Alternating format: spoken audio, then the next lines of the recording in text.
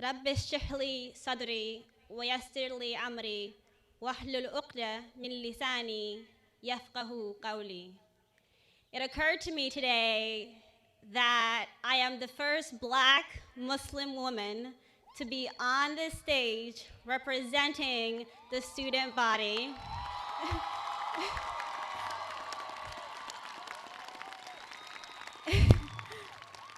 And I begin unapologetically with a supplication from God, the one who has guided me this far and will continue to do so. So today, it is my greatest honor to stand before you as the proud daughter of Hajja Fatima Tajul Dajallo and Al-Hajj Muhammad Bashir Balde, and a sibling of the class of 2019. I welcome you all, and to my Muslim Ummah, Ramadan Mubarak. Here at SUNY Potsdam, we have a brilliant crowd of students from all corners of the state and the world, and I'm almost certain none of your parents paid for you to get in. The class of 2019 has been the greatest inspiration for me. So today, I want to encourage you all to become the best you by remaining true to yourself and being willing to adapt to change. Being true to yourself is not about fully understanding who you are, but rather being content with the process of becoming yourself.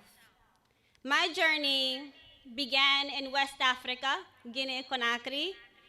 I was raised in a town called Dar es Salaam for 2 years without my immediate family.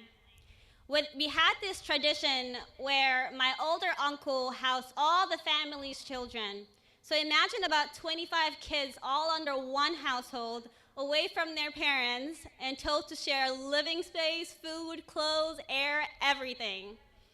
Almost every child had a nickname, and mine was Portuungu, the American, because I was the only one born in America.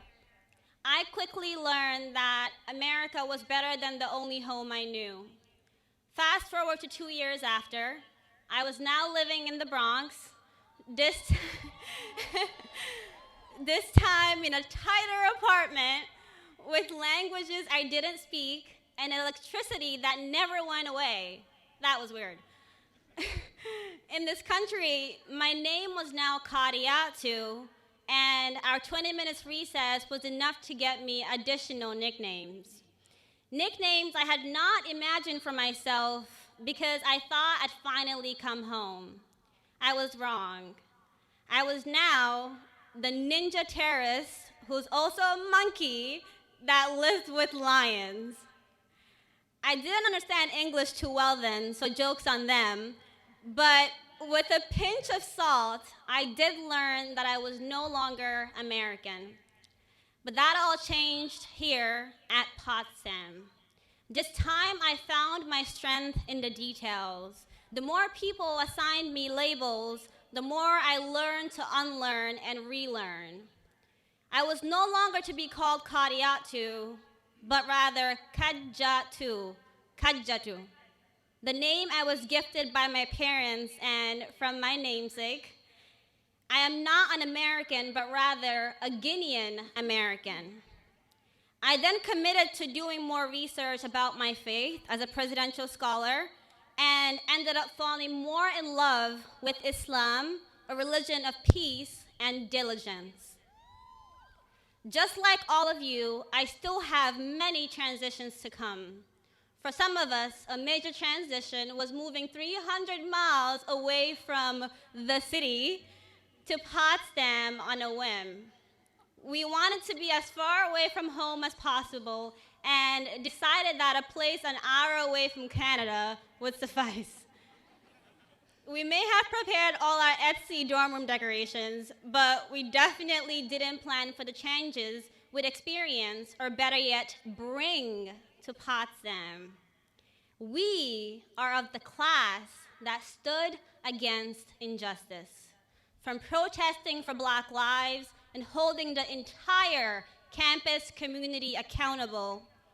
And as a result, we now have the Days of Reflection, and well, shout out to Bernadette.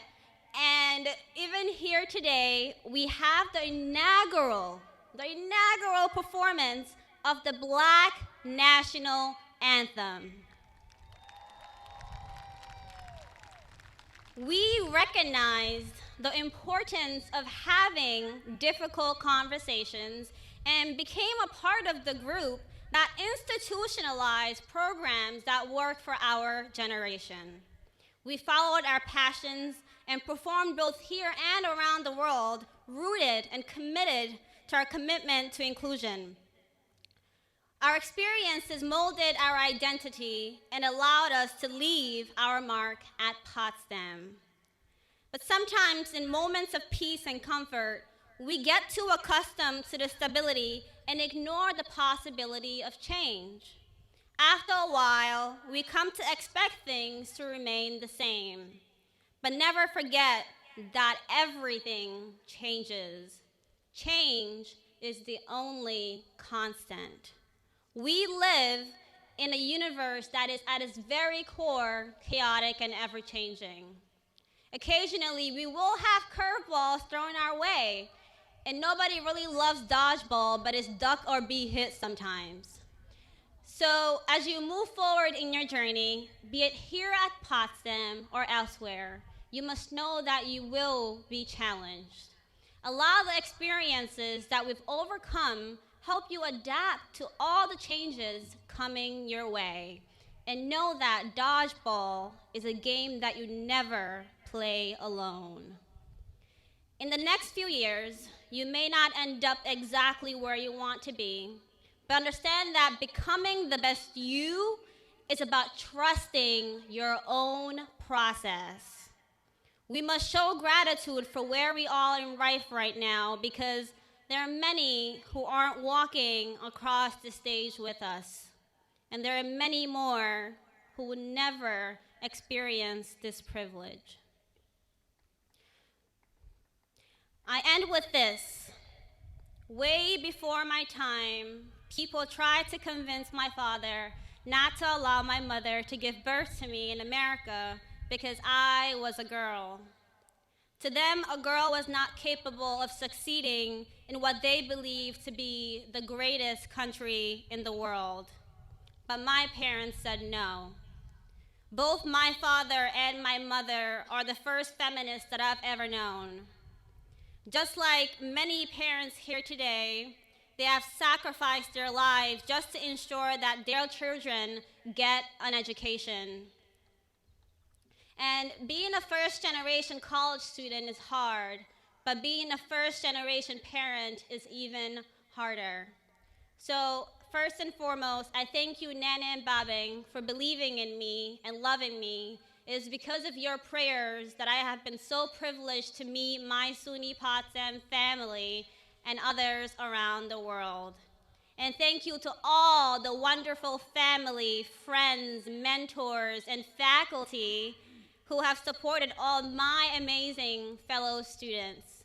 This is not the end, but a start to a very dramatic beginning of becoming the best you.